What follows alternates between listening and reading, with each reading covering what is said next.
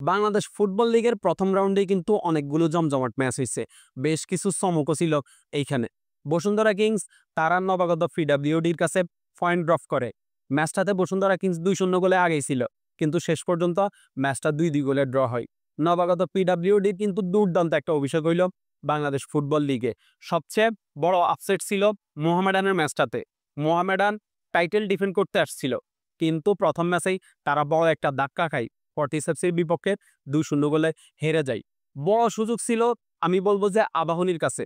আবাহনী পূর্ণ ৩ পয়েন্ট অর্জন করার জন্যে বড় সুযোগ ছিল তাদের কাছে। কিন্তু তারা সুযোগটা কাজে লাগাইতে পারে নাই। ৩৯ মিনিটেই আপনার রহমতগঞ্জ ১০ জনের দলে পরিণত হইছিল। কিন্তু আবাহনী পুরোপুরি সেই সুযোগটা মিস করে। এবারের বাংলাদেশ ফুটবল লিগ যে কতটা কঠিন হইতে যাইতেছে, প্রথম রাউন্ড শেষে কিন্তু সেটার একটা আভাস পাওয়া যাচ্ছে।